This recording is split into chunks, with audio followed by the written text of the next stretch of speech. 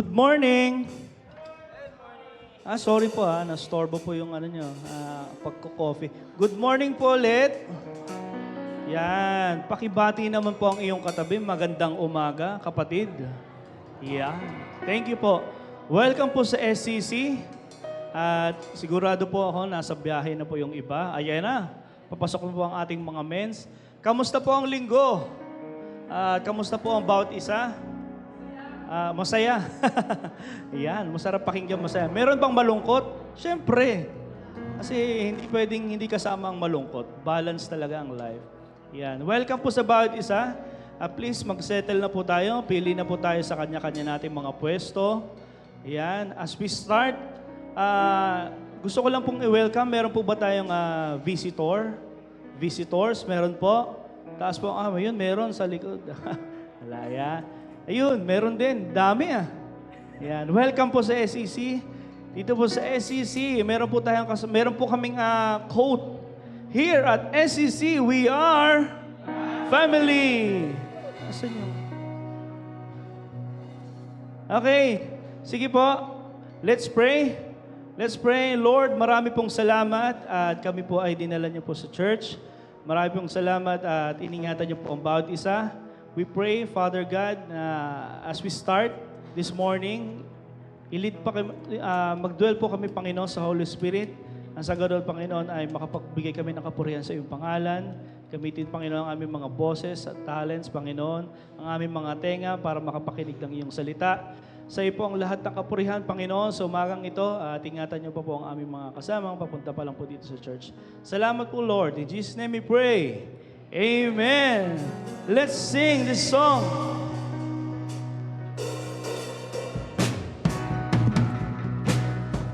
Tayo po tayong lahat as we sing this song, One Way.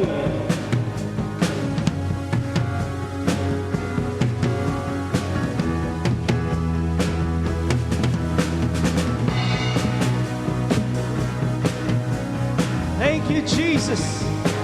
You're the only one. Let's sing. Let's sing, I live my life. I live my life down at your feet. You're the only one I need. I took you when you were always there. In troubled times, it's you I see. I put you first, that's all I need. I humble all I am onto you. Here we go. One way, Jesus, you're the only one that I could live for. One way, Jesus, you're the only one that I could live for. Thank you, Jesus. Sing, you are always there. You are always, always there. And every now and everywhere. Your grace abounds so deeply within me. You will never, ever change. Yes, Lord. Yesterday, today, Thank you, Father. forever till forever meets no end. One way, Jesus, you're the only one that I could live for. One way, Jesus, you're the only one that I could Come on, church. Let's sing. One way, Jesus, you're the only one that I could live for. One way, Jesus, you're the only one that I could live for. You are the way, the truth, and the life. We live by faith and not by sight for you.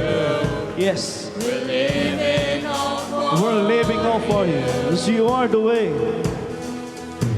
you are the way, the truth, and the life. We live by faith and not by sight for you. We're living on for you. You are the way. 'Cause you are the way, the truth, and the life. We live by faith and not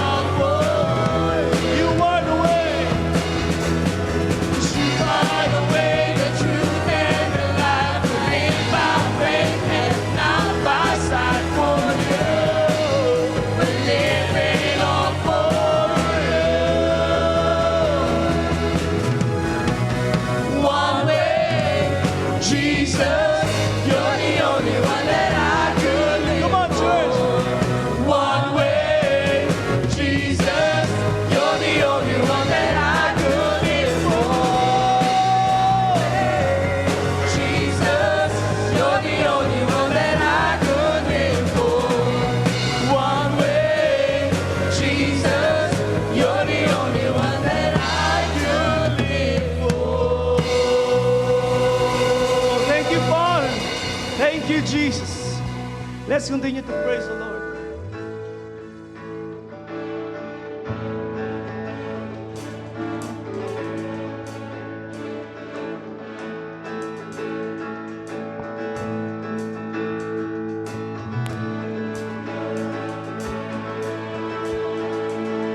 Let's sing. And the earth rejoices.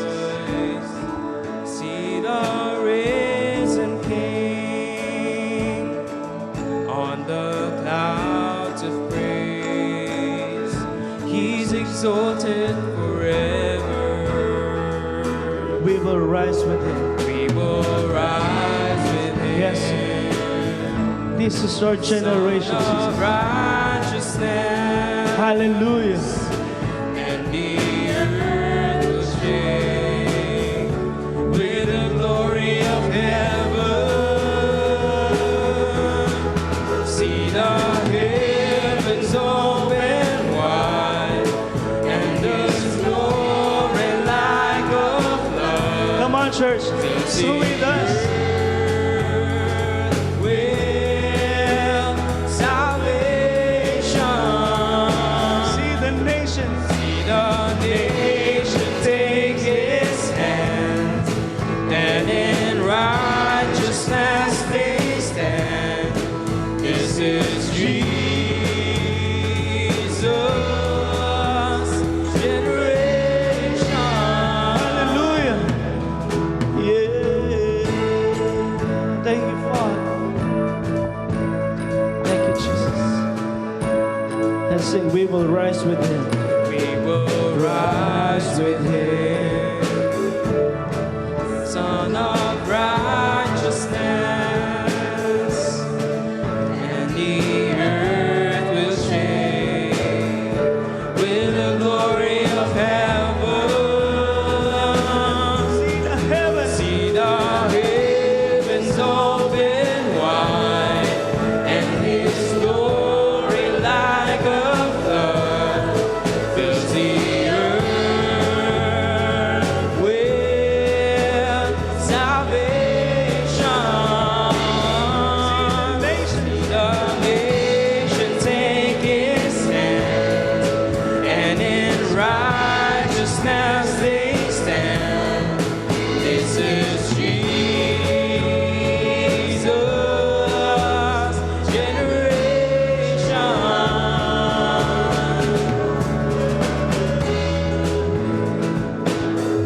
Thank you, Jesus. Yours is the glory, Father. Thank you, Jesus. This is your generation, Lord. Salamat po, Panginoon. Let's sing glory. Glory, glory, glory. Emmanuel, Yes, Lord. God is with us. Salamat, Panginoon. Let's sing glory. Glory, glory, glory. Emmanuel, God is with us. Sing. See the heavens open wide, and His glory like a flood fills the earth with salvation. Thank you, Jesus. See the nation take His hand, Salamat. and in righteousness Thank you, they stand. This is Jesus' generation. Yeah. Thank you, Father. Walang hanggang pasasalamat sa iyo, Panginoon. Sa iyo pong lahat ng kapatid.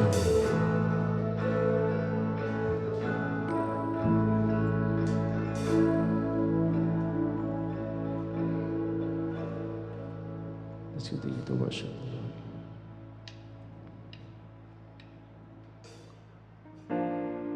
Our next song po ay Thank You, Jesus. The title itself, Thank You, Jesus. Alam niyo po, sabi po dito sa Isaiah, chapter 1, verse 18, ESV version po, Come now, let us reason together, says the Lord. Though our sins are like scarlet, they shall be white as snow. Though they are red like crimson, they shall become wool. Kahit na sobrang dami na pinagdaanan nitong lupang katawan natin, mga bagay na hindi kaaya-aya sa Panginoon. But still, inaccept tayo ni Jesus. Kahit na ang turing natin sa ating buhay ay napakadumi, totoo naman talaga. Wala talaga tayong maitatagong dumi sa Panginoon. Hindi tayo karapat dapat humarap sa Panginoon. But salamat sa Panginoon, sa Diyos Ama, ibinigay niya ang kanyang isang anak. Walang iba, kundi ang pangalan ni Jesus.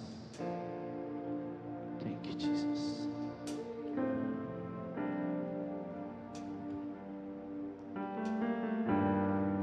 Let's continue to worship.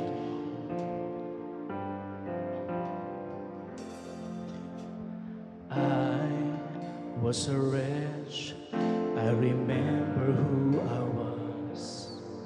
I was blind, I was blind, I was running out of time. Sin separated, the bridge was far too wide. But from the far side of the chasm, you held me in your side. So you made a way across the great divide.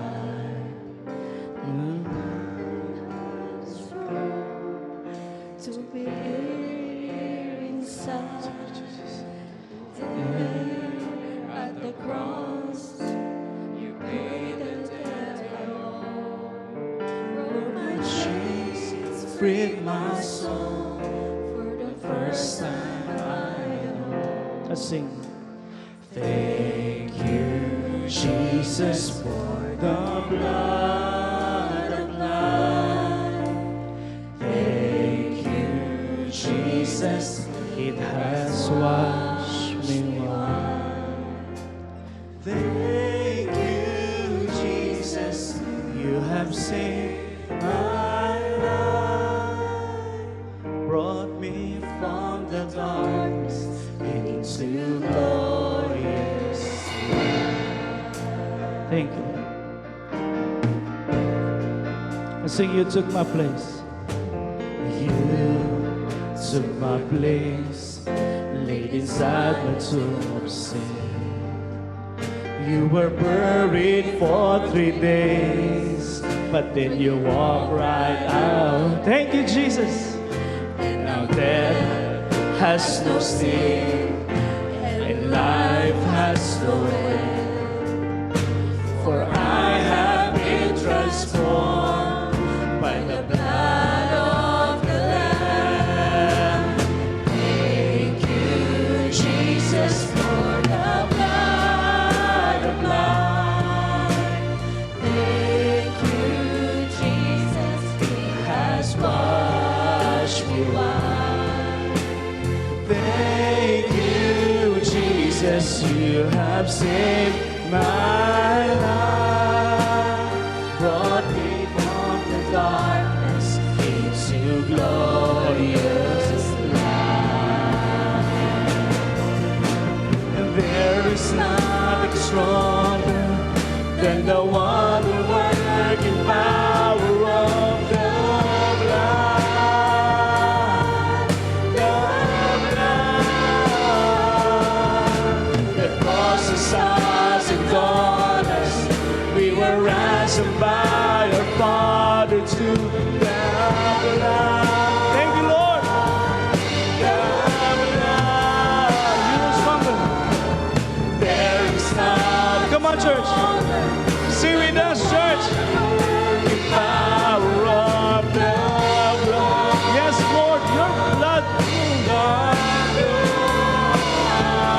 Causes and daughters, we are ransomed by your Father to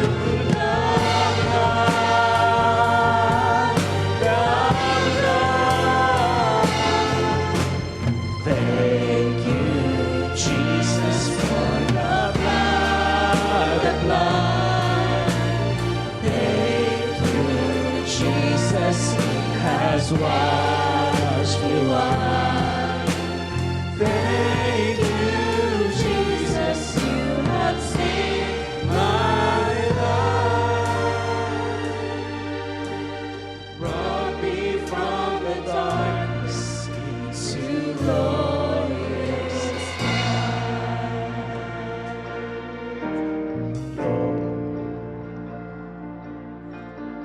Glory to His name. Glory to His name. There to my heart was the blood of love. Glory to His Hallelujah! Salamat, Panginoon. Thank you, Jesus. Kami po ay in-accept mo, Panginoon, kahit hindi kami karapat-dapat, Panginoon. Now is the time para tapakan namin ang pananampalatayang ito, na mag-step forward. Hindi sapat na alam namin, Panginoon, na mahal mo kami, Panginoon. Pero dapat meron kaming effort na gawin, Panginoon, sa iyong harapan. Yun ay ang pagsunod namin ng buong puso sa iyo, Lord. Salamat, Panginoon. Sa iyo po ang lahat ng kapurihan sa umagang ito. In Jesus' name we pray. Amen and amen. Makakaupo na po tayong lahat. Salamat po.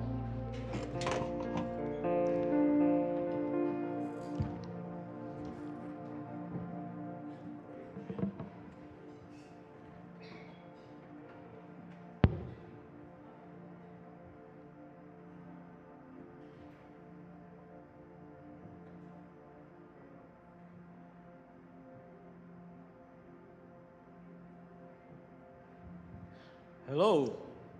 Good morning, everyone. Welcome to Solace of Christ. Here we are, family. And so I would like for us to continue on the spirit of prayer. And let's close our eyes and bow our heads. We're going to continue to worship our God by wholehearted prayer. Yes, thank you, Father. Thank you, Jesus. Thank you, Lord, Holy Spirit. You are our great God. Lord, we are sinners.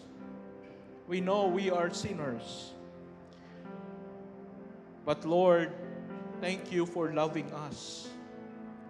That you said in your word, for God so loved the world that He gave His only begotten Son, that whoever believes in Him should not perish, but have everlasting life. Lord, though we are sinners, you have given your beloved Son to us to die on the cross for us, upang kami ay makatanggap ng kapatawaran sa aming mga kasalanan. At ang sinuman na manampalataya ay magkakaroon ng buhay na walang hanggan. Maraming salamat, Panginoon, sapagkat kami nabigyan ng pagkakataon na manampalataya. And we believe with all our hearts, O God, that the precious blood of the Lord Jesus Christ cleanse us from all of our sins. All our sins have been paid for in full on the cross of Calvary. All our sins have been removed from us as far as the east is from the west. And our sins have been buried in the deepest ocean, never to be recovered again, never to be remembered again. Thank you, Lord. Thank you, Lord, for forgiveness of our sins, for cleansing us of our sins. Now, we are all saints. We are all holy. We are all set apart for you to live a holy life. And so, Heavenly Father, I pray that each and every one of us here, ng bawat isa sa amin dito, Panginoon, ay mamumuhay ng may pagsunod sa iyo. Mamumuhay ng may pasasalamat sa iyo. Na dahil sa iyong pagbibigay ng buhay para sa amin, ay ibibigay din naman namin ang aming buhay para sa iyo. Kaya tanggapin mo ang aming pagsamba. Tanggapin mo ang aming alay, ang aming buhay, Panginoon. Our living sacrifice, our bodies, our living sacrifice, holy and acceptable to you, Lord. Panginoon, naway maging katanggap-tanggap sa iyo. Gamitin mo ang bawat isa sa amin para sa your purpose, para sa misyon na yung pinagkaloob sa amin. For us to be the salt and light of this world. For us to shine as light in darkness, upang yung aming mga mahal sa buhay, yung aming mga kapitbahay, yung aming mga kaibigan, ay makita nila sa amin ang pagbabagong buhay. Makita nila sa amin na kami nagkaroon ng pag-asa dahilan sa Panginoong Hesus. At sila rin, O Diyos, ay magkaroon po ng pagnanais na makilala ang aming Panginoon dahil sa aming mga buhay. Panginoon, basbasan po ninyo, pagpalain po ninyo ang bawat isang narito ngayon. Nawa sa aming pagpasok dito, makinig kami ng mabuti sa iyong mga salita at kami ay lalabas na may pagbabago sa aming buhay. Na kami lalabas na mas mahal ka namin kaysa sa dati at kami maglilingkod ng may katapatan. Pagpalain mo pong iglesyang ito, Panginoon. Itong aming dalangin sa pangalan ng aming Panginoong Hesus. Amen at amen. Alright, magandang umaga po sa bawat isa. At alam nyo ba, ang sabi po sa Romans, that we must welcome one another as Christ has welcomed us for the glory of God. Okay, kung titingnan po natin, paano daw natin dapat i-welcome ang bawat isa? Paano daw? As Christ has welcomed us. Okay? Kung paano winelcome ng ating Panginoong Hesus ang bawat isa sa atin. Alam niyo po, ang ating Panginoong Hesus, He welcomed everyone. Siya ay lapitin ng mga bata, lapitin kahit ng mga makasalanan, no? You remember that even the adulterous woman, even the Pharisees, even yung mga yung si Zacchaeus, no? Ay lumalapit sa ating Panginoon. Wala siyang tinatangi. Kaya dito po sa ating church, ganun po yung ating kultura, no? I-welcome natin ang bawat isa katulad ng pag-welcome ng ating Panginoong Hesus sa atin. Kaya mamahalin natin ang bawat isa, tatanggapin natin ang bawat isa, maging sino ka man. Ayan. Okay. So tatayo po tayong lahat at i-welcome po natin. Awit po tayo ng awit ng pag-welcome sa bawat isa. I want us to go around at kamayan po natin ang bawat isa. Welcome po natin ng mainit. We're glad sa ating mga that puso. you have come to share your life with us as we grow in love, and may we always be to what God would have us be, a family always there to be strong and to lean on. May we learn to love each other more in each new day.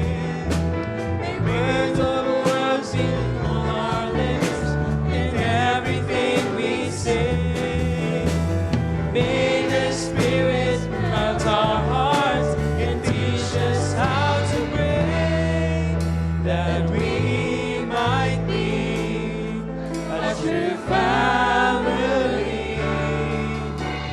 Welcome to the family.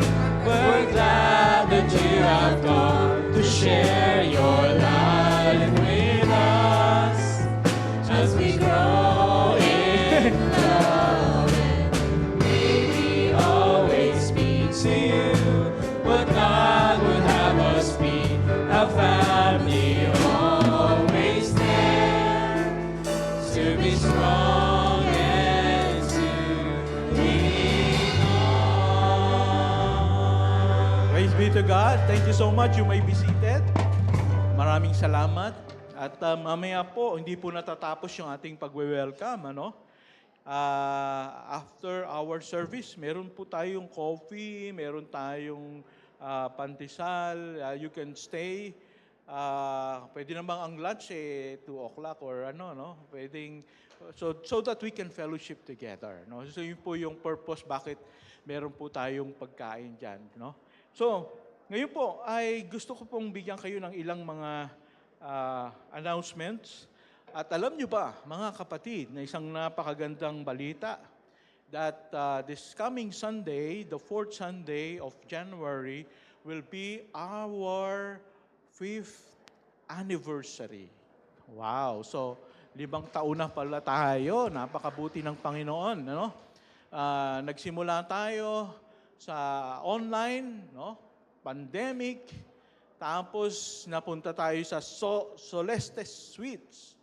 And then, nandito na tayo ngayon. Wow, praise be to God. And ito po isang paglalakbay na ating tinatahak.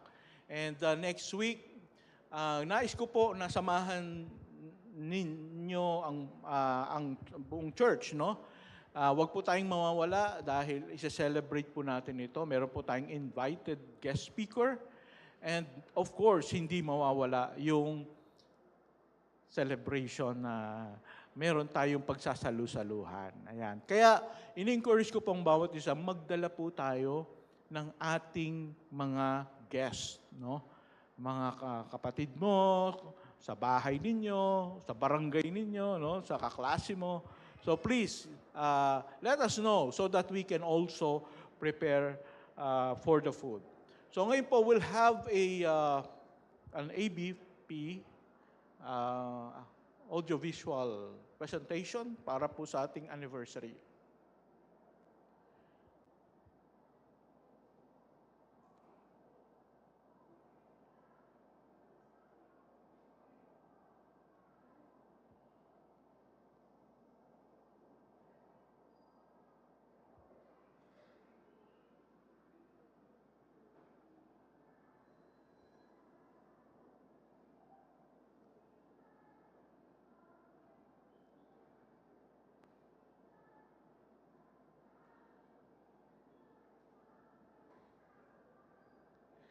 Okay, habang inaayos.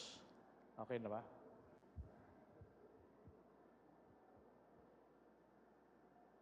Hanapin niyo po ang inyong mga sarili dyan. Nandiyan pa ba kayo?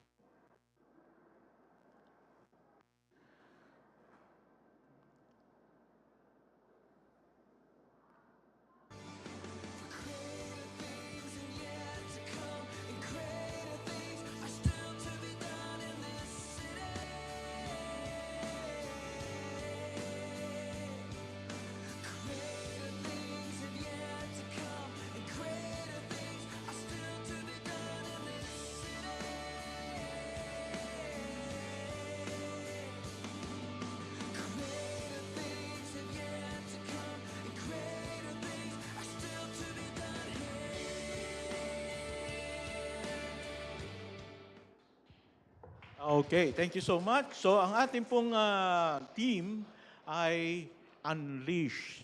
Pakisabi nga, Unleashed. Yan. So maintindihan natin kung bakit Unleashed. So,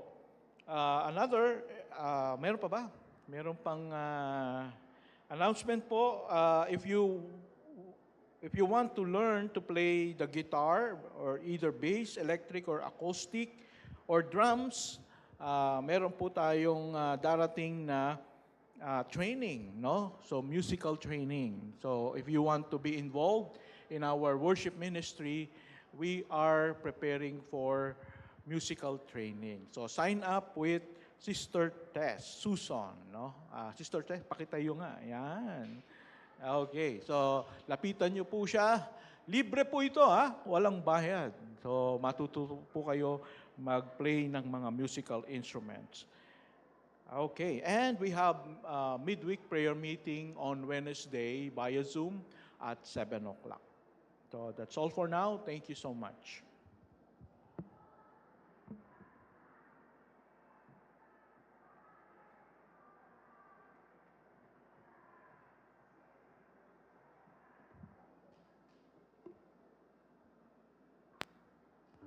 Let us honor and worship the Lord by giving back a portion of what He has given and blessed us with.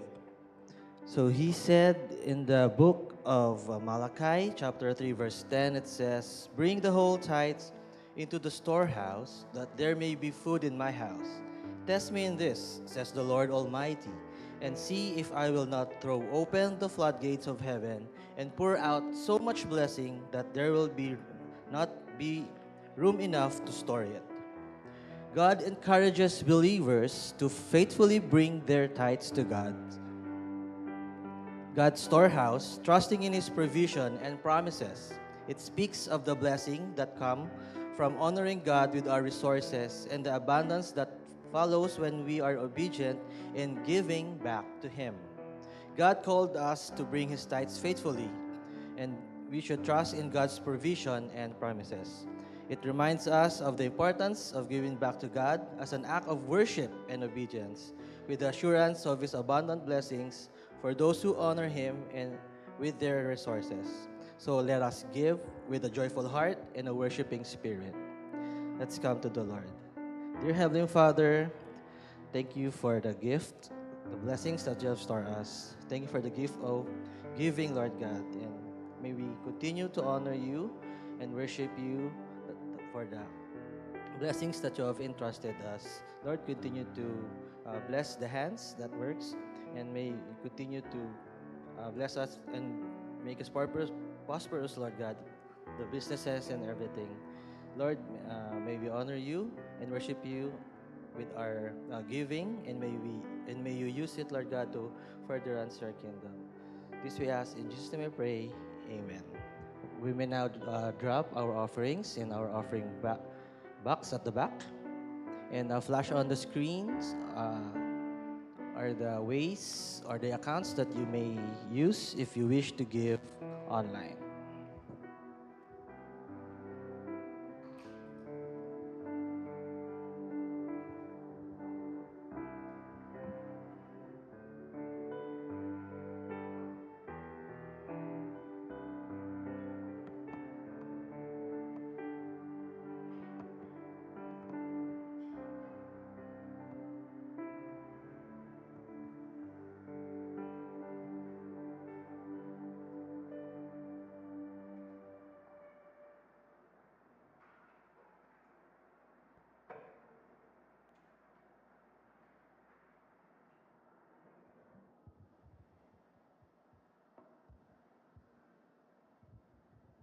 Again, good morning to everyone. And today is the last Sunday for our sermon series, which is Fearless.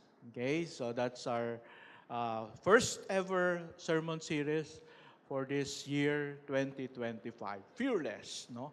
And the reason behind is we believe that true committed believers, if you are a true believer of the Lord Jesus Christ, we believe that you should be fearless. You should be without fear. You should be brave and courageous. So, masasabi mo kaya sa iyong sarili na ikaw ay matapang? Matapang in a way na hindi yung nang-aaway, kundi yung matapang na harapin ang mga pagsubok, matapang sa mga nakakatakot na mga bagay na nangyayari sa ating mundo, no? And it could be physical danger, spiritual attacks, financial difficulties, health problems, and even scary future events. we ought to be fearless. Yeah, pwede.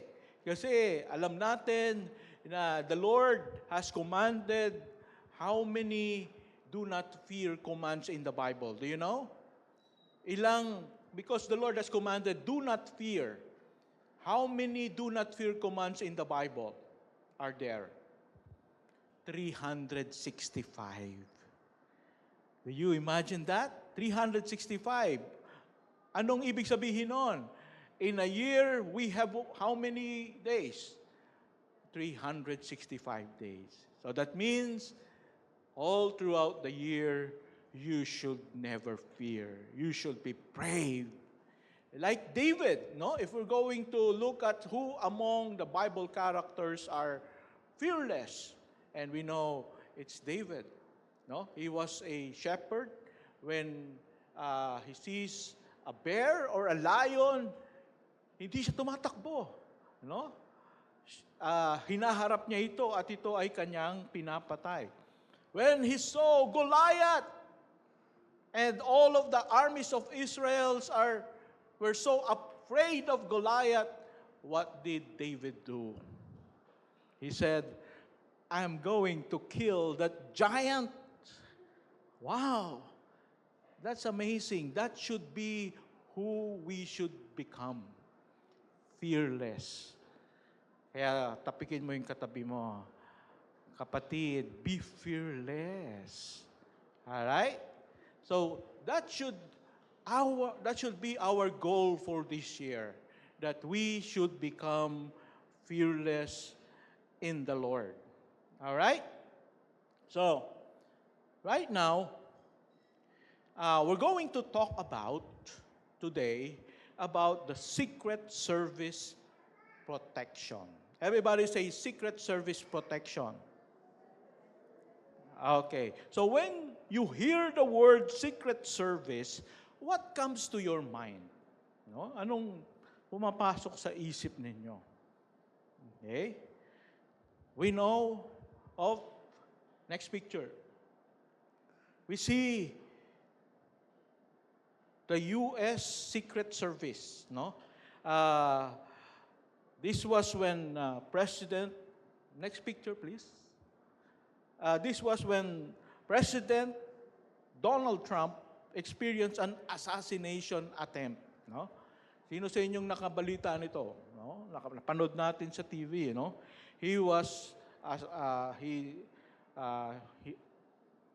Merong assassination attempt, and what happened was all the Secret Service agent, no, I covered him from flying bullets destined to kill him. But actually, merong isang nasa likod niya na tinamaan at namatay. But because the Secret Service agents were able to cover him, they brought him to safety. Kaya siya ay naligtas. So ito pong mga Secret Service agents na ito, they exist primarily to protect the U.S. presidents from harm, especially from assassination. Dahil, in the history of the United States, meron na pong 2 presidente na napatay because of assassination. Ayan. So naalala niyo pa ba yung tinuro ng teacher ninyo sa world history? Sino yung 2 presidente na na-assassinate sa US? Pastor, absent po ako nung tinuro. Okay, kung absent kayo, sasabihin ko na po sa inyo. Si Abraham Lincoln, di ba? At sino pa yung isa? Nasa kotse siya. JFK, John F. Kennedy. Yan. Kaya ito pong mga Secret Service agents na to, they are well trained to protect the president. But, do you know that you and I, have our own Secret Service agent? Wow! Bawat isa po sa atin, merong Secret Service agent, no? And we will discuss that a little later. But now, how can we avail of this Secret Service agent? No, hindi pala lahat ay merong Secret Service agent. Yung iba lang. So, you might be asking, Yung iba lang pala. So, Pastor, how can I have my own secret service agent? Okay, so let me share with you three things about Psalm 91 verses 9 to 16. No? Pero babasahin muna natin itong passage natin for this morning. All right? So let's read this from starting in verse 9 to verse 16. Ready? Begin. Because you have made the Lord your dwelling place, the Most High, who is my refuge. No evil shall be allowed to befall you, no plague come near your tent. For he will command his angels concerning you to guard you in all your ways. On their hands they will bear you up, lest you strike your foot against a stone. You shall tread upon the lion and the cobra, the young lion and the serpent you shall trample underfoot. Because he has set his love upon me, therefore I will deliver him.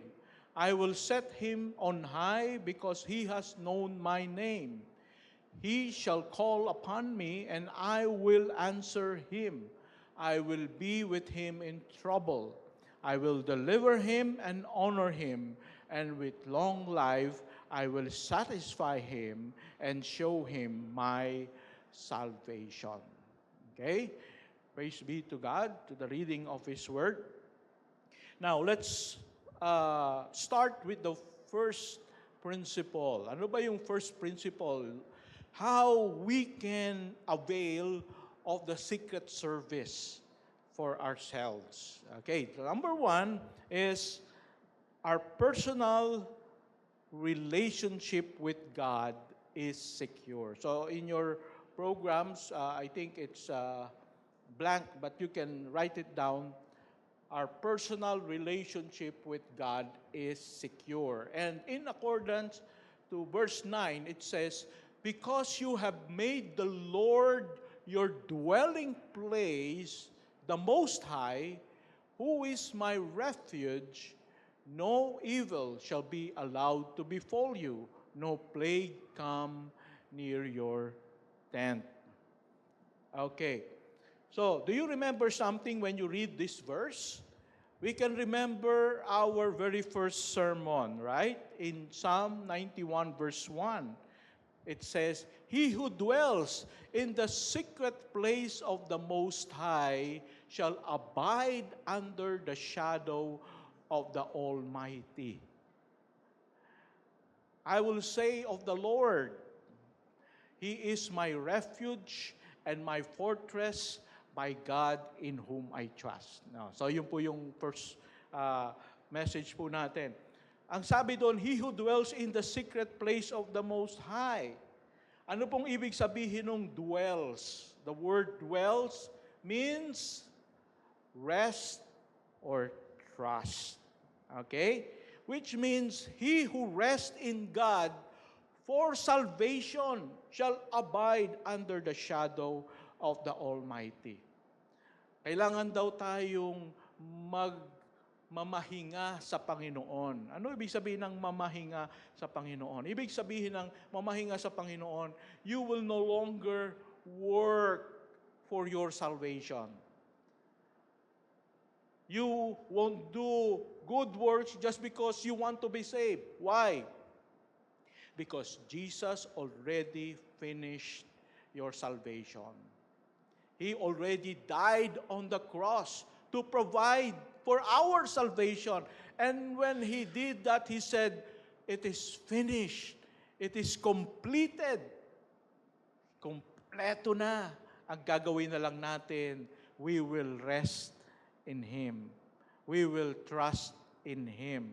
And when you trust in the Lord for your salvation, then you will be under the refuge of the Lord. No? What does it mean to be, God will be our refuge? Refuge means place of security. Yan. tayo ay mapapalagay, tayo ay nasa kanlungan ng Panginoon. And no one can snatch you out of God's hand. That is His promise. That when we trust in the Lord Jesus for our salvation, we dwell in the secret place of the Most High, we are now inside the refuge of God. Alam niyo po, merong isang pinatupad ang Panginoon sa Old Testament. At ito po yung tinatawag na cities of refuge. Dahil this is symbolical of His protection, of His security that He gives the believers.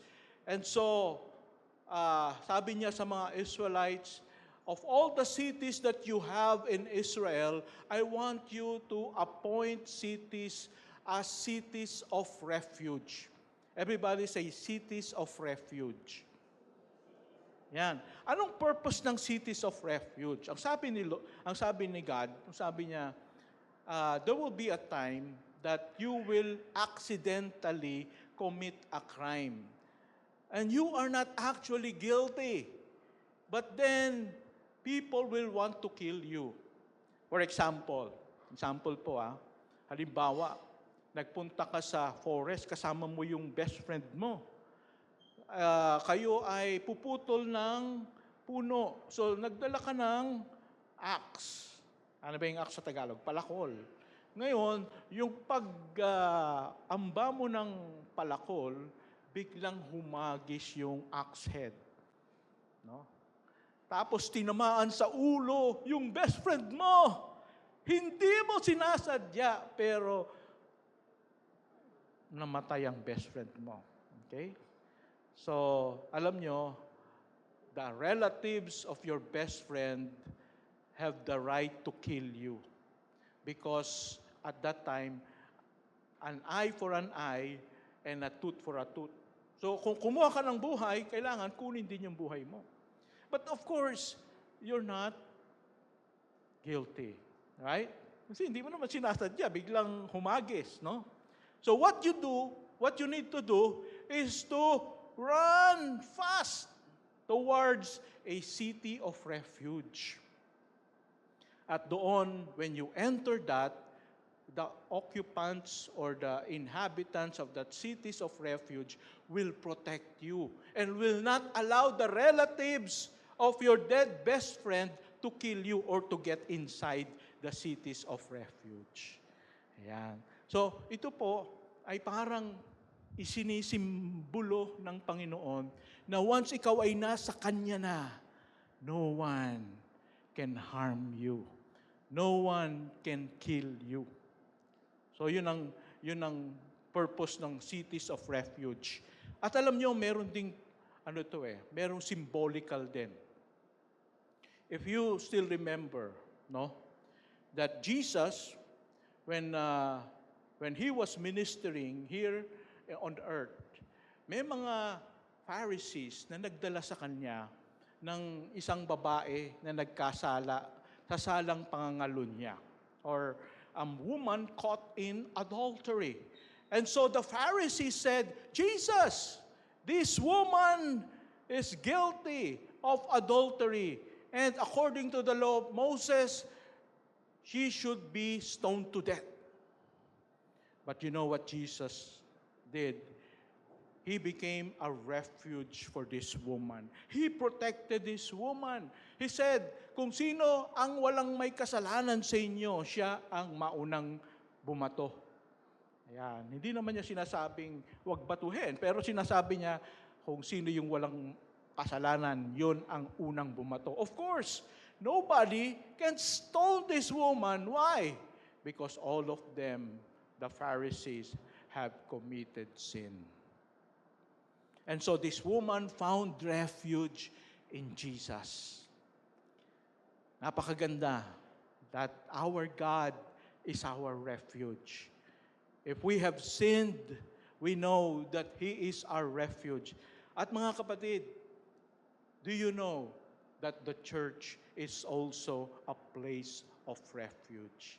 God has designed the church so that the church can be a hospital for sinners, can be a refuge for sinners.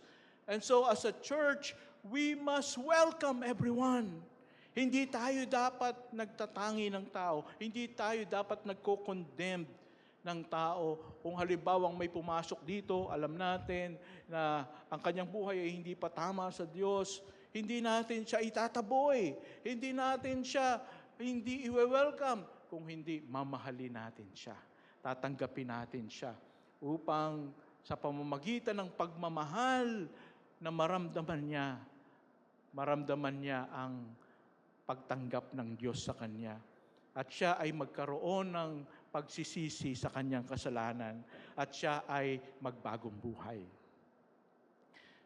And I hope, as a church, we will become a place of refuge.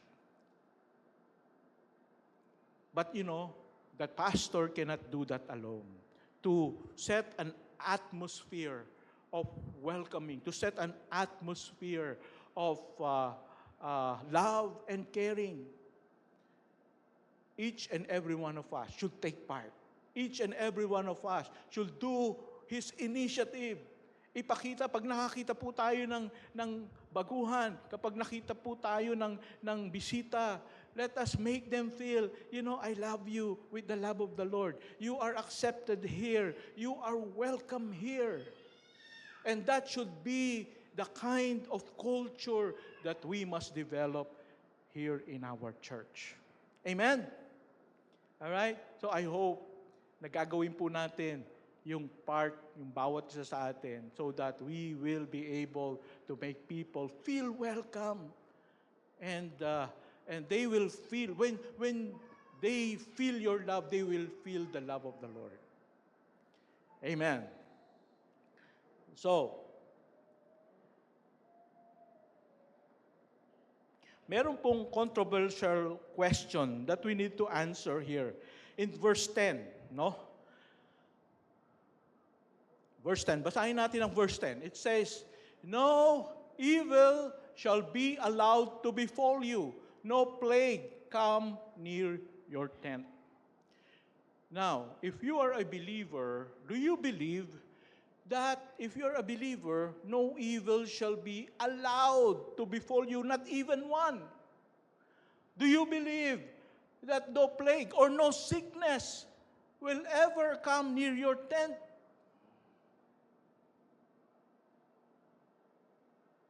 Napapaisip tuloy tayo, no?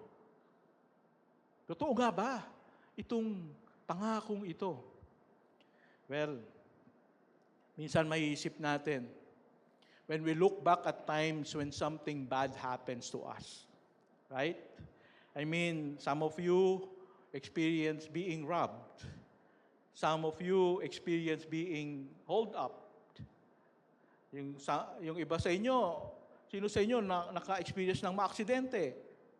Di ba? That's something evil, no? And also, just this past day, some Christians in Los Angeles whose house also got burned along with non-Christians. So if we're going to think about this verse, no evil shall be allowed to befall you, no plague come near your tent. How come? How come that something bad happens to Christians sometimes in our lives? And I still remember back in 2020, when COVID was still very new, I was able to get COVID.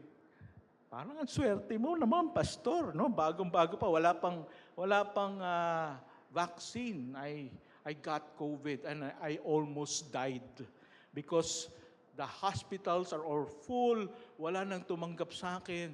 So naghihingalo na lang ako, doon na lang ako sa bahay. And by the grace of God, I survived. But then, I got sick. So does it mean, and not only that, I still remember that there is one pastor, old pastor, very faithful in the Lord, died because of COVID. And not only him, but also his wife died because of COVID. Can we say, oh, that pastor, or you pastor, you did not make the Lord your dwelling place. That's why evil was allowed to fall before you. Yun nga ba ang ibig sabihin nito? Well, ito po ang sagot. And let me reiterate again, even Jesus himself. Right? Even Jesus himself. He was arrested. He was, siya ay hinagupit 39 times. And he was crucified on the cross. Do you think that is not evil? Now, how can we reconcile this verse to what happened to Jesus, to what happened to me, to what happened to that pastor and his wife who died because of COVID? How can we reconcile that to what happened to you when you met an accident? The explanation to that, my brothers and sisters, is that we need to know the context of the verse and the chapter. Ano ba yung konteksto? Ano ba yung background? As we can see that in verse 1 and verse 9, it talks about our personal relationship with God. It talks about our eternal salvation.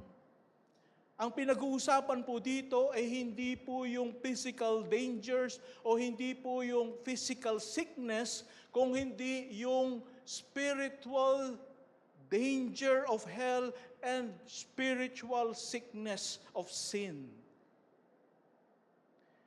And so this verse is about salvation. That no evil shall be allowed to befall you, no plague come near your tent.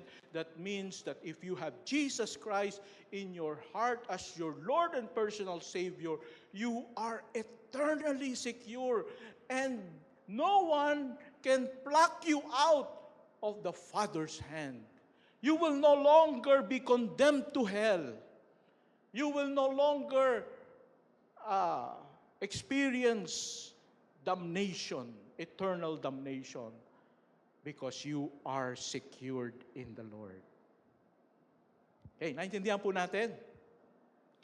Kaya, huwag po kayong madi-discourage. No, yung verse 10, parang hindi yan, applicable sa buhay ko. Applicable po yan. Only, hindi nga lang ito physical danger or sickness.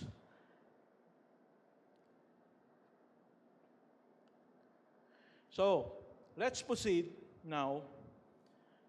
Kung isipin natin, so pastor, ibig sabihin pala na we will suffer, we will face dangers, no?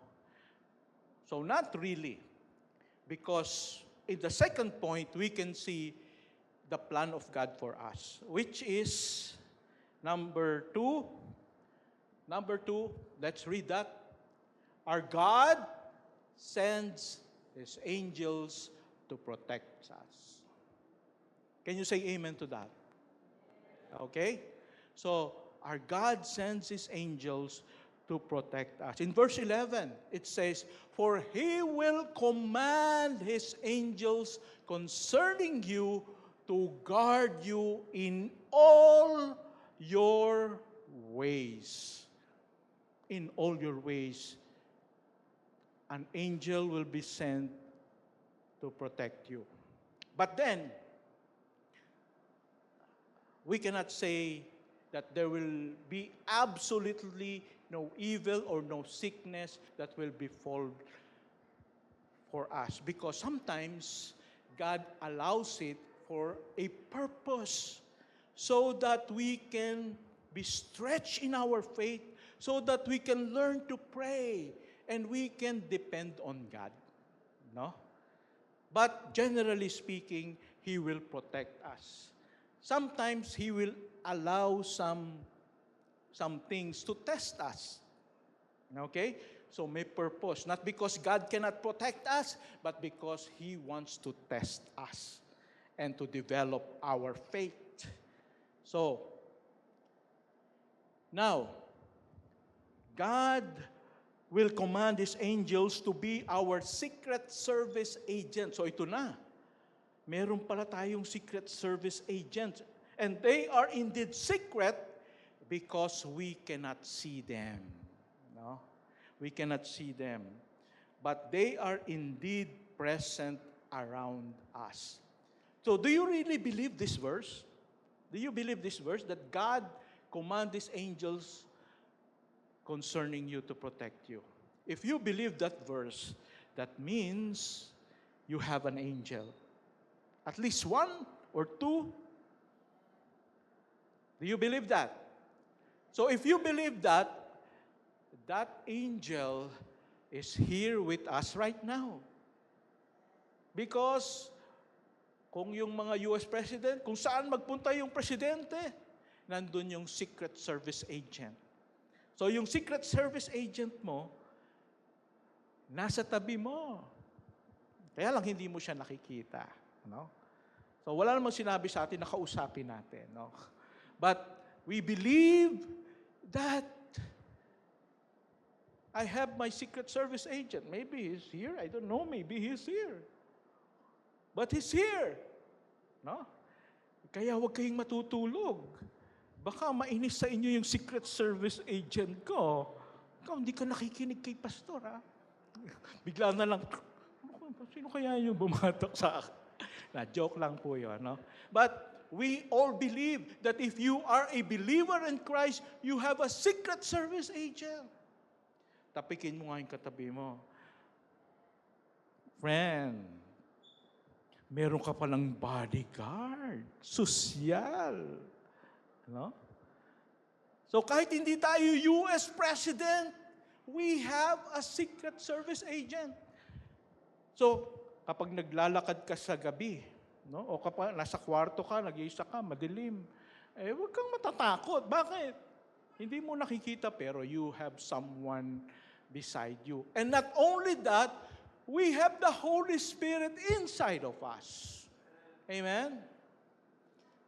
So we are so much protected. And we are protected with the hands of the Lord Jesus and with the hands of the Heavenly Father. So, wala kang karapatang matakot. May angel ka na, may Holy Spirit ka pa, pinoprotektahan ka ni Jesus, pinoprotektahan ka ng Father. And so, we should be fearful. Kaya nga, in Hebrews chapter 1, verse 14, okay, next. These are the verses about angels being sent to us. Are not all angels ministering spirits sent to serve those who will inherit salvation? In Hebrews 1:14. Exodus 23, verse 20. See, I am sending an angel ahead of you to guard you along the way, to bring you to the place I have prepared. So, God is speaking to Moses and He is sending angels for the Israelites. Psalm 34, verse 7, the angel of the Lord encamps around those who fear Him and delivers them. Yeah, I like the word encamps. When you hear the word encamps, what comes to your mind?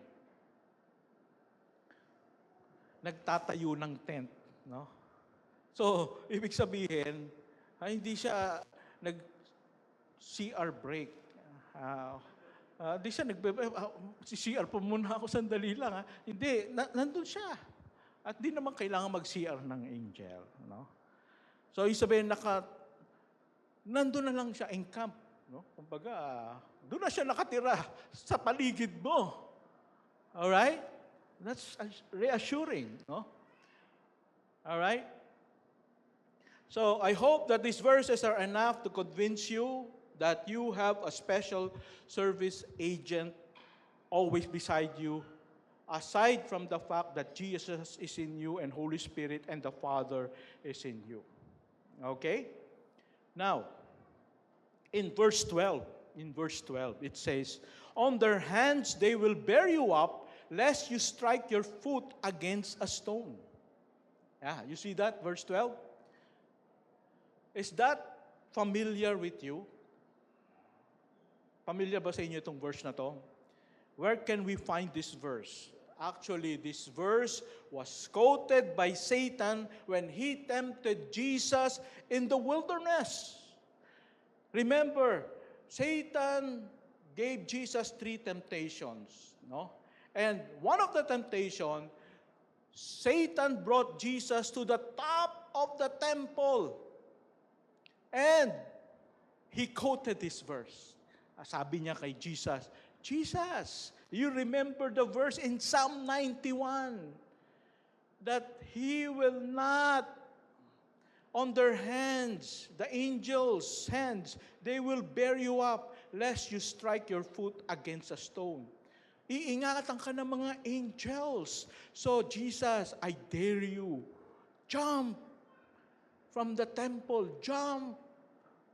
So, he was asking Jesus to commit suicide because there's a promise that the angels will bear Jesus up or bear believers up.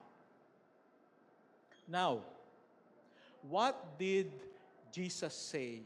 Anong sabi ni Jesus? He said, it is written, thou shalt not put the Lord your God to the test. No, bakit yun ang sinabi ni Jesus? No? Because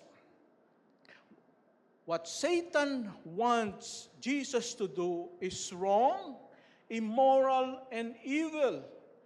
And if Jesus would jump just to test the promise of God, and it is not God's will for him to commit suicide, the Lord will not protect. And it's the same thing with us. Right? Alam naman natin, God protected Jesus when He was in the middle of the storm at the sea. Remember? Masyadong malakas yung alon, yung unos, and the Lord has stopped. God has stopped the storm. He protected Jesus.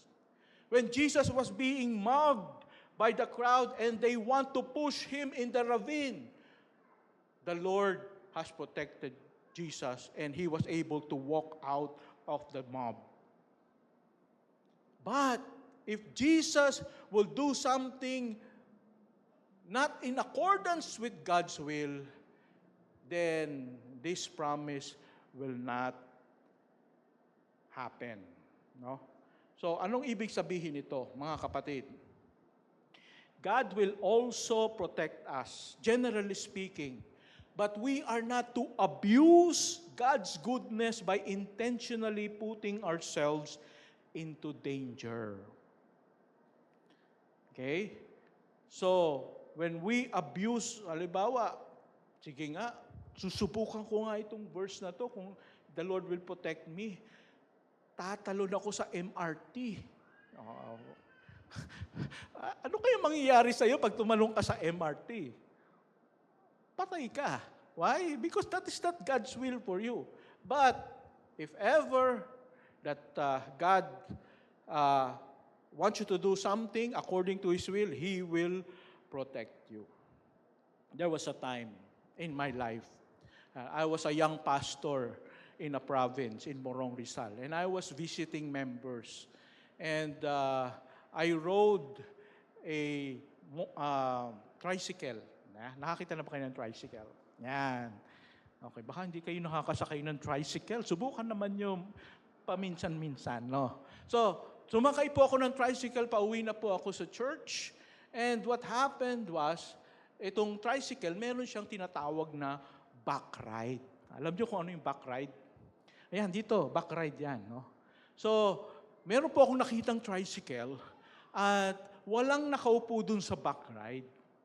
So, pinara ko siya at doon ako umupo sa back ride, dito sa side na ito. Dahil dito, nandito yung kutsyon. No? Dito kasi sa side na to, bakal. Eh, pag naupo ka doon sa bakal, ay, nako, masakit. No? So, dito po ako nakaupo. Ngayon, nung aantar na yung tricycle, may humabol. Sabi niya, Mama! Tumigil yung tricycle. At ang ginawa nung humabol, isang lalaki, ay, alam niyo ba naman, dito ako nakaupo, pinausog niya ako. Ha? Dito ako pinaupo pa naman. So, doon siya nakaupo, doon sa malambot, at dito ako nakaupo sa bakal. So, umanta na yung tricycle. At doon nandun na sa bayan, biglang may nakasalubong na jeep na nag-overtake. At ang nangyari ay tumama dito sa side na ito yung bumper ng jeep. At alam niyo po ba, na dito ako nakaupo, nagalusan po ako. Nagalusan ako.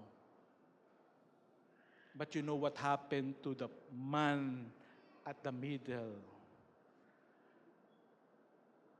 Naputol yung paa niya. And you know, that was something that I was thinking, Lord, di ko alam kung magpapasalamat ako dun sa tao na yun. Kasi ang hirap na magpasalamat. Oh, thank you pumunta ka sa gitna. Ano? Papasalamat ka na po, tulad pa ako. But, you know, I was thinking maybe an angel, you know, ikaw na nga lang. Kasi, ikaw, ito kasi, anak ng Diyos to. Ito yung nagsaserve kay God. And so, I want to protect him, no? So, tambay kasi yung I don't know, but maybe mayroon pa namang pag-asa siya sa buhay. But I see the protection of the Lord in that. I don't see that as an accident that, nagkataon lang, but I do believe that it was God who protected me. Amen? All right. So, in verse 13, no. So, nga pala, we should not abuse our promise and intentionally test God by putting ourselves in danger and unhealthy living. Aray. So, kapag tayo mismo sinasadya natin, hindi tayo natutulog ng maaga or konti lang ang tulog natin sa gabi, laro tayo ng laro, o kaya ang pagkain natin, puro carbohydrates, puro taba, and we trust the Lord. Lord, wag mo akong bibigyan ng karamdaman, pero kain ka ng kain, ng bawal. You are intentionally putting yourself in danger. And you believe that God will protect you from sickness? Naman. Ako nga, nagigilty ako dahil, Lord, starting today. Puro starting today, Starting today. Alright? So, wag po nating abusuhin ang pangako ng Diyos. Kasi it does not apply to us when we do that. Okay, now, there's a verse here, It says in this verse that about the lion. You shall tread upon the lion and the cobra, the young lion and the serpent. You shall trample underfoot. Wow! So, sino sa inyo dito ang gustong subukan itong verse na ito? Gustong pumunta sa Manila Zoo? Okay, pakibuksan nga yung cage ng lion. Kamustahin ko lang. I'm a question. I hope yung gagawin nyo, Because I do believe that this verse is symbolical. Everybody say symbolical. Yeah, wag niyong ililiteral kasi magiging hapunan kayo ng lion, I think the lion, di ba? Alam niyo yung verse na that the devil is like a prowling, like a lion, There's a verse like that. And also the serpent. Who was the serpent in Genesis? Satan, So this talks about our spiritual enemies, that we shall tread them with the power and help of God. So do not find wild animals and be friendly with them, or poisonous snakes. Okay? So, number 3, and the last. Number 3, our level of intimacy with God makes our bond stronger. Okay, remember that, no? In verse 14, it says, "Because he has set his love upon me, therefore I will deliver him. I will set him on high, because he has known my name. He shall call upon me, and I will answer him.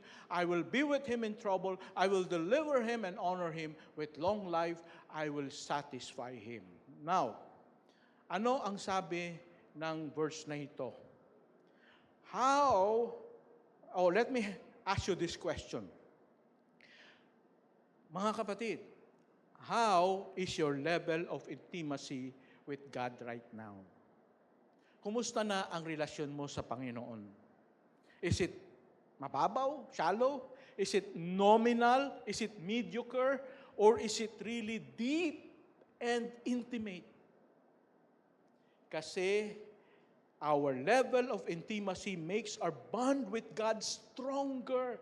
And when a relationship bond with God is stronger, you will reap great personal benefits and favors from God.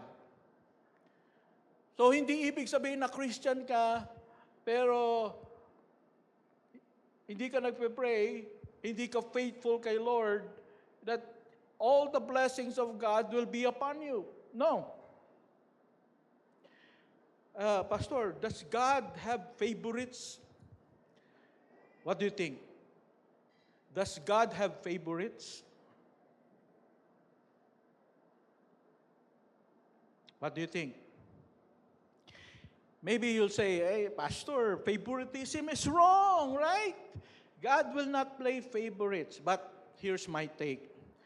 God has favorites, but His brand of favoritism is righteous and holy, unlike human favoritism. Yan. Hindi yung katulad ng favorite natin na kahit na may ginagawang tama na yung isa, basta ito ang favorite ko, hindi ikaw. No, that's wrong. No? But God gives more merit to whom merit is due. All right? Example is David. David, you know that the Bible described him as what? The man after God's own heart. Wow. You know, that's something, no? God told him, "Oh, this is the man after my own heart." Why? Because David loves to worship God, loves to talk to God, and his faith in God is so strong. How about Abraham? Anong tawag kay Abraham? He's called as the friend of God. Wow! Can you imagine that? Ano? Yung iba sa atin, siguro pag sinabing, alam mo, friend ako ni, sino bang sikat na artista ngayon? Wala akong kilalang artista no? Si Piolo Pascual. Friend ako niya. Talaga, pakilala mo naman ako. Di ba? But, of course, if you will be known as the friend of God, why? Because only one person can offer his own beloved son to God. Only Abraham can do that. And so God said, "You are my friend, and I will bless you. And I will continue to bless you and curse those who curse you." So God plays favorites. And I want you to look at this verse. This one is, "Therefore, I will deliver him." This is conditional. Ibig sabihin, you have to do something before God can deliver you. So, we have to go back to the first part of the verse. Anong first part of the verse? "Because He has set His love upon me, therefore, I will deliver him." Yung mga tao daw na talagang ang puso nila nakaset na mahalin ng Diyos, paglingkuran ng Diyos, maging committed sa Diyos, i-prioritize ang Diyos sa kanilang buhay, God said, therefore, I will deliver that person who loves me, who prioritized me, who is committed to me. That is the promise of God. Kaya kung gusto natin ang more favor from the Lord, gusto natin ang pag-iingat ng Panginoon, ang blessing ng Lord, what we need to do is to set our love upon the Lord. That is conditional. So kung hindi, we cannot claim that promise. And because He has known my name, what will happen? He shall call upon me and I will answer him. I will be with him in trouble. Knowing God's name is not just, hey, I know God's name. Elohim, El Shaddai, El Elyon, ano pa? No? I know God's name. No. That's not what it means. It means when you know you are intimate with Him.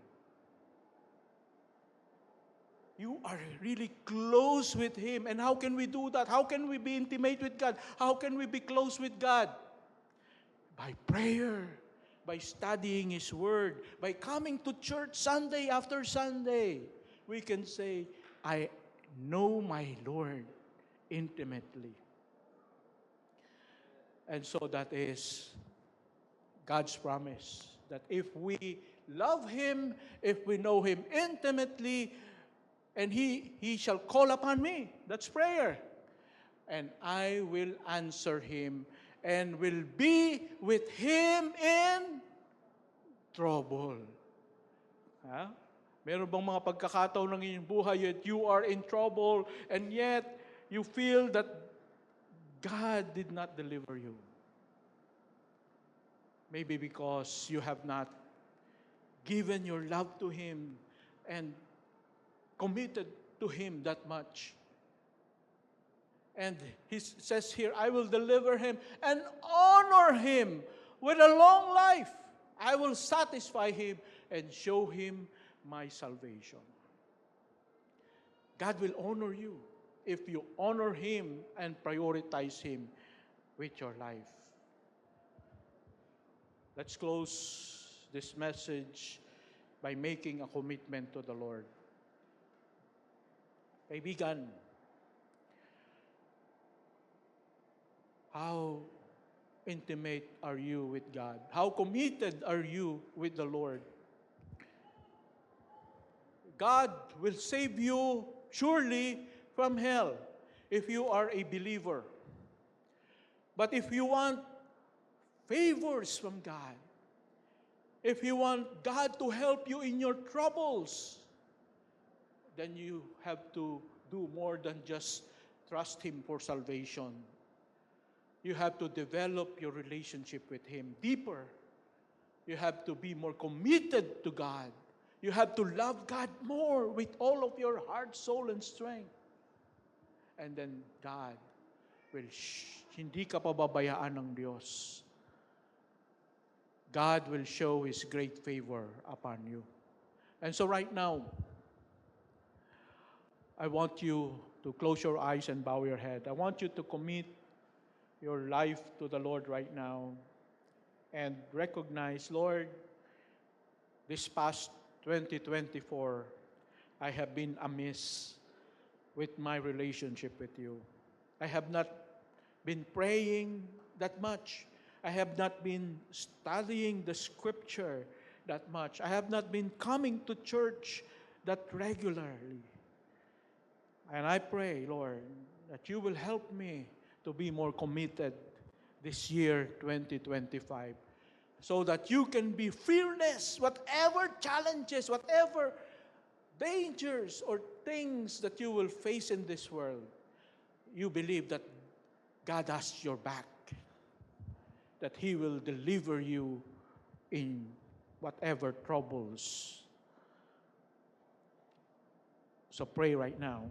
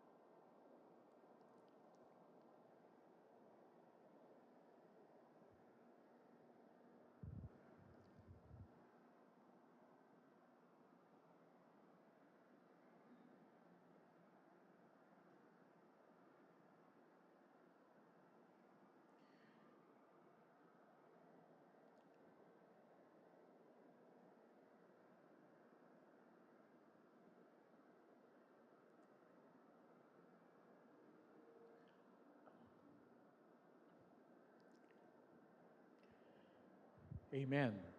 Amen. Praise God. So this is the last sermon for our Fearless sermon series. And have you learned things? Amen.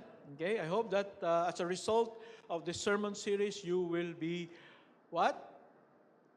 Fearless. Okay. So again, before we close, let me welcome first-timers. Sister, okay, welcome. Thank you so much. Thank you, Brother Edmund, for bringing our sister here. And also, there's a couple at the back, Brother John and Gwen.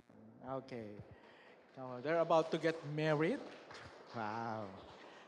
Okay. So, let's all stand and let's close in prayer, and then we'll have the closing song. Heavenly Father, we thank you, Lord, for your word. Thank you, Lord, that your promise is sufficient, that we have eternal security when we put our trust in the Lord for our salvation. And not only that, but you have sent your angels to guard us, to protect us. And the more blessings we will receive from you, more favor, more protection, if we are committed, more committed to you, if we love you more, you will show your love to us as well. I hope, Father, that we have learned a lot of things from these past weeks, and will be able to apply this in our lives. May the love of the Father, the grace of the Lord Jesus, and the fellowship of the Holy Spirit be with you all. Amen and amen. Amen. Thank you po, Pastor. As we close, let's sing this song, One Way. 'Cause you are the way, the truth, and the life. We live by faith and not by sight. Pwede bang palakpak natin mga kamay para? 'Cause you are the way. 'Cause you are the way, the truth, and the life. We live by faith and not by sight. For you, we're living on for you. You are the way. 'Cause you are the way, the truth, and the life. We live by faith and not by sight. For you, we're living on for you. Are the way. 'Cause you are the way, the truth, and the life. We live by faith and not by sight. For you, we're living on for you. One way, Jesus, you're the only one that I could live for. One way, Jesus, you're the only one that I could live for. Jesus, you're the only one that I could live for.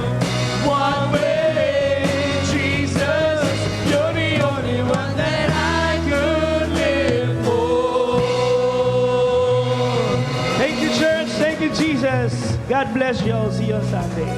Thank you po.